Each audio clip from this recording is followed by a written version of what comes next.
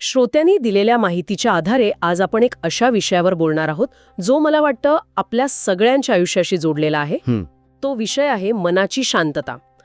आपण सगळेच मनशांतीच्या शोधात असतो, पण आपलं मन सतत कुठेतरी धावत असतं, बेचैन असतं. बरोबर. पण काय जर या बेचैनीचं मूळ आपल्या कुठल्या तरी मोठ्या आध्यात्मिक चुकीत नाही, तर आपल्या रोजच्या कामात, आपल्या ऑफिसमध्ये किंवा आपल्या दुकानात आपण घेत असलेल्या छोट्या छोट्या निर्णयांमध्ये दडलेला असेल तर? हा खूपच इंटरेस्टिंग अँगल आहे. म्हणजे आपण मनावर ताबा मिळवण्यासाठी ध्यान, जपमाळ यांसारख्या गोष्टींचा विचार करतो. हो, पण मूळ समस्या आपल्या 9 ते 5च्या जगण्यात असू शकते, असं या स्रोताचं म्हणणं आहे का? अगदी तसंच.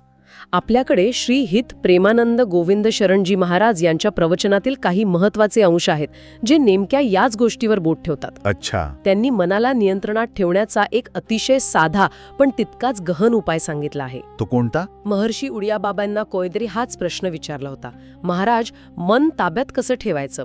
आणि त्यांचं उत्तर होतं फक्त 2 शब्दांत, नियम पालनाने. नियम पालनाने? हो. आज आपण हे नियम पालन म्हणजे नेमकं काय आणि त्याचा आपल्या कामाशी आणि आयुष्याशी काय संबंध आहे हेच उलगडून पाहणार आहोत. नियम पालन हा शब्द ऐकल्यावर अनेकांना वाटू शकतं की हे म्हणजे काहीतरी बंधन आहे, काहीतरी कर्मकांड आहे. बरोबर. पण मला वाटतं इथे त्याचा अर्थ जास्त खोलवर आहे. अगदी. आणि इथेच या चर्चेची सुरुवात होते. प्रवचनानुसार नियम म्हणजे फक्त पूजा अर्चा किंवा उपवास नाही. नियम म्हणजे शिस्त, एक ठरलेली दिनचर्या. उदाहरणार्थ रोज पहाटे 4 वाजता उठायचा नियम. पण मला एक प्रश्न पडतो, अनेकांना हे नियम पालन म्हणजे एक प्रकारचं बंधन वाटू शकतं, एक पिंजरा वाटू शकतो.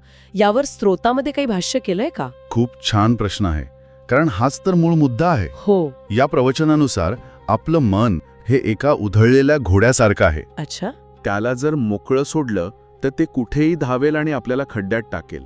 नियम म्हणजेच त्या घोड्याला लावलेला लगाम आहे. म्हणजे तो त्याला बांधून ठेवत नाही? नाही, मुळीच नाही. तो त्याला योग्य दिशेने चालण्यासाठी मदत करतो.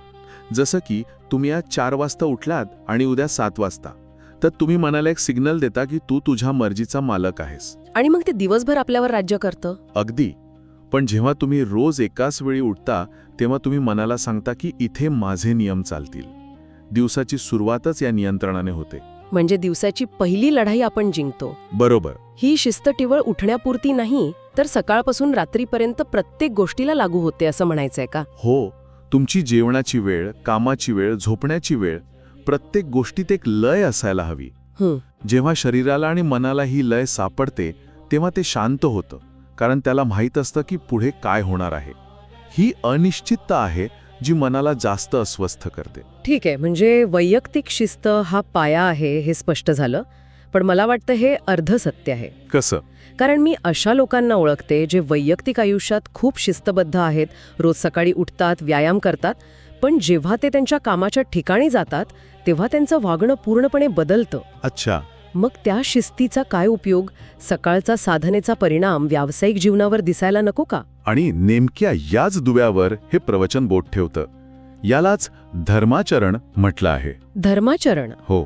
तुमची वैयक्तिक साधना आणि तुमचं व्यावसायिक कर्तव्य या 2 वेगवेगळ्या गोष्टी नाहीत, त्या एकाच आयुष्याचा भाग आहेत. बरोबर. जर तुम्ही सकाळी उठून कितीही जप केला पण ऑफिसमध्ये जाऊन लाच घेत असाल किंवा तुमच्या कामात खोटेपणा करत असाल तर त्या जपाचा काहीही उपयोग नाही. म्हणजे पायाच पोखरलेला आहे. अगदी. तुमचा पायाच पोखरलेला आहे. वाव, हे खूप थेट लिधान आहे. म्हणजे तुमचं खरं भजन किंवा खरी पूजा ही मंदिरात नाही तर तुमच्या कामाच्या ठिकाणी होते. अगदी. तुम्हाला जे काम मिळालं आहे, मग तुम्ही डॉक्टर असा, शिक्षक असा, सैनिक असा किंवा व्यापारी असा, कुणीही, ते काम प्रामाणिकपणे करणं हेच खरं धर्माचरण आहे. यात वकिलाचं एक जबरदस्त उदाहरण दिलं आहे. काय आहे ते? विचार करा, एक वकील आहे. त्याला 100% माहिती आहे की त्याचा पक्षकार गुन्हेगार आहे, त्यांनी खून केला आहे. पण केवळ पैशांच्या लोभापायी तो न्यायालयात असे युक्तिवाद करतो की तो निर्दोष ठरावा आणि खरा निर्दोष व्यक्ती दोषी ठरावा. बापरे, याला तर निव्वळ खोटेपणा नाही म्हणता येणार. हे तर न्यायाच्या मूळ संकल्पनेवरच हल्ला करण्यासारखं आहे. हो. म्हणूनच या श्रोत्यामध्ये या कृतीला खुला पाप म्हणजे उघड पाप असं म्हटलं आहे. उघड पाप? हे लपून केलेलं पाप नाहीये. तुम्ही संपूर्ण समाजाच्या कायद्याच्या डोळ्यात धूळ फेकत आहात. हां. आणि मग यावर एक असा प्रश्न विचारला जातो जो माणसाला आतून हादरून टाकतो. कोणता प्रश्न? प्रश्न असा आहे की जर तुमच्या सख्ख्या बहिणीसोबत कोणी गैरवर्तन केलं असतं किंवा तुमच्या भावाची कोणी हत्या केली असती तर तुम्ही पैसे घेऊन त्या गुन्हेगाराला वाचवण्यासाठी उभे राहिला असता का? नाही, कधीच नाही. आणि या प्रश्नावर प्रत्येकाचं उत्तर नाही असंच असेल. मग जी गोष्ट तुम्ही तुमच्या कुटुंबासाठी करणार नाही ती पैशांसाठी दुसऱ्याच्या कुटुंबासोबत का करता? खरंय, हा प्रश्न नैतिकतेला थेट आपल्या वैयक्तिक भावनांशी जोडतो. हो, हे खूप प्रभावी आहे, कारण हे त्या वकिलाच्या कृतीला एका बौद्धिक चर्चेतून बाहेर काढून थेट भावनिक पातळीवर आणतं. बरोबर. पण पुन्हा तोच प्रश्न येतो, हे तर झाले एका मोठ्या गुन्ह्याचं उदाहरण.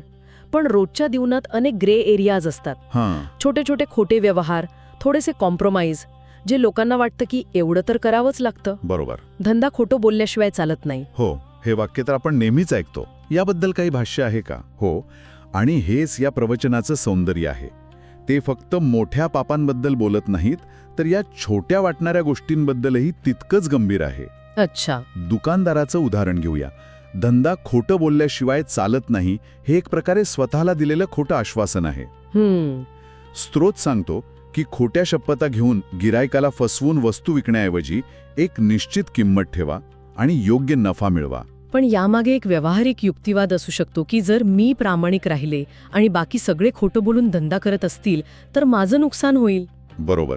मी स्पर्धेत टिकणार नाही असं वाटू शकतं. हो. आणि यावर स्रोत एक आध्यात्मिक पण तितकाच मानसिक मुद्दा मांडतो. तो म्हणतो की अधर्माने किंवा खोटं बोलून कमावलेला पैसा घरात येतो तेव्हा तो एकटा येत नाही. अच्छा. तो आपल्यासोबत अशांती, क्लेश आणि चिंता घेऊन येतो.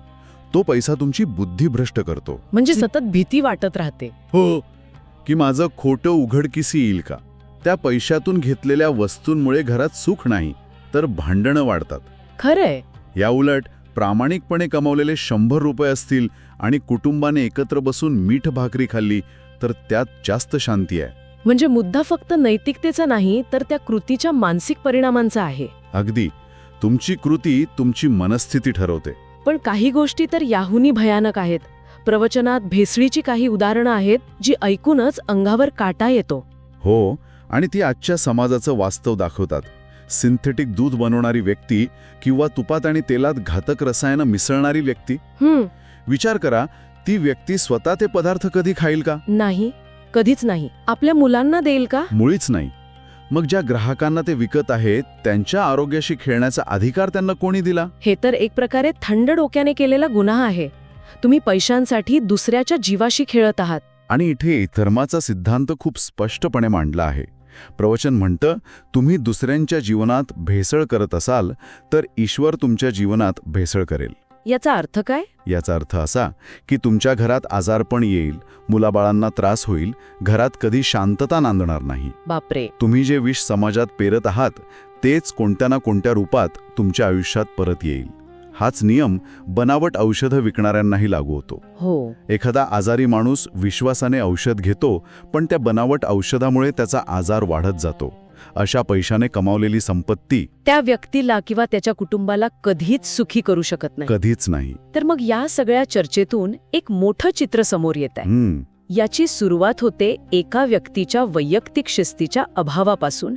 मग तो अभाव त्याच्या व्यावसायिक जीवनात उतरतो जिथे तो अधर्माने वागायला लागतो. आणि जेव्हा समाजात असे अनेक लोक एकत्र येतात तेव्हा संपूर्ण समाजाचीच घडी विस्कटते.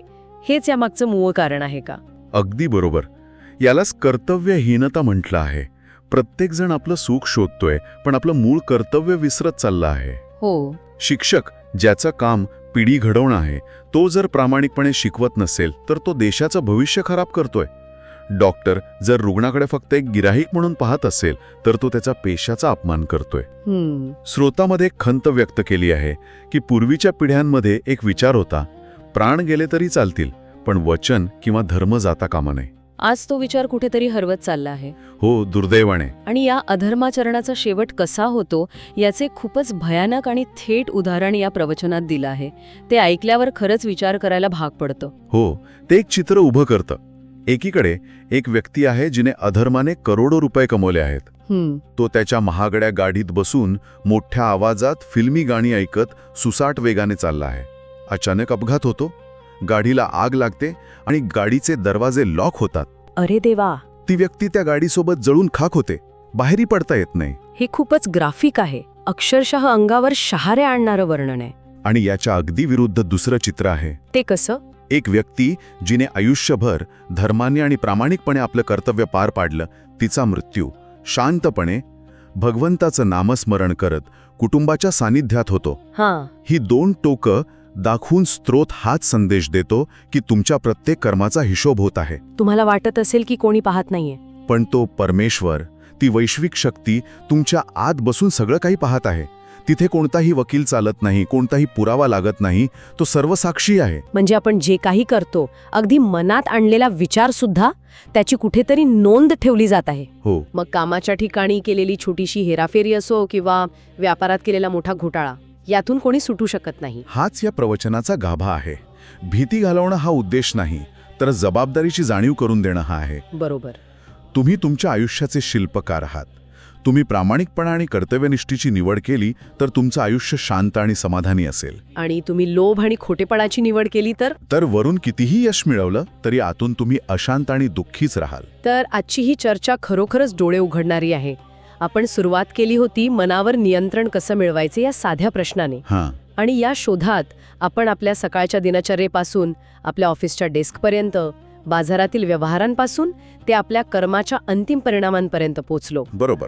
माझ्यासाठी आजचा सर्वात मोठा धडा हा आहे की मनःशांती कोणत्या तरी आश्रमात किंवा हिमालयात जाऊन मिळत नाही, तर ती आपल्या रोजच्या प्रामाणिकपणातच दडलेली आहे. अगदी छान शब्दात मांडलं. अधर्माने कमावलेला पैसा आणि त्यातून मिळालेलं सुख हे हॅलोजन बल्ब सारखं असतं. म्हणजे तो क्षणभर खूप तेजस्वी प्रकाश देतो, पण लगेच फ्यूज होऊन जातो, कायमचं विझून जातो. अच्छा. याउलट धर्माने आणि प्रामाणिकपणे जगलेलं आयुष्य हे एका दिव्यासारखं असतं. त्याचा प्रकाश मंद असेल, पण तो शांत, स्थिर आणि दीर्घकाळ टिकणारा असतो. आणि हे सगळं समजण्यासाठी, जीवनात उतरवण्यासाठी केवळ भौतिक शिक्षण पुरेसं नाही, तर अध्यात्मज्ञान आवश्यक आहे, असं या स्तोत्रामध्ये वारंवार सांगितलं आहे. हो, आणि यामुळेच माझ्या मनात एक महत्त्वाचा प्रश्न उभा राहतो. कोणता? आजच्या या धावपळीच्या जगात जिथे यश म्हणजे जास्त पैसा, मोठी गाडी, मोठं घर असं समीकरण झालं आहे, हो, अगदी. तिथे हे अध्यात्मज्ञान मिळवायचं कसं? आणि त्याहून महत्त्वाचं म्हणजे यशाच्या या प्रचलित मानदंडांशी संघर्ष करत असताना हे धर्माचरणाचे नियम, हे दिव्यासारखं जगणं प्रत्यक्षात आपल्या दैनंदिन जीवनात कसं आणायचं? खरंय. कदाचित हेच आपल्या प्रत्येकापुढचं खरं आव्हान आहे.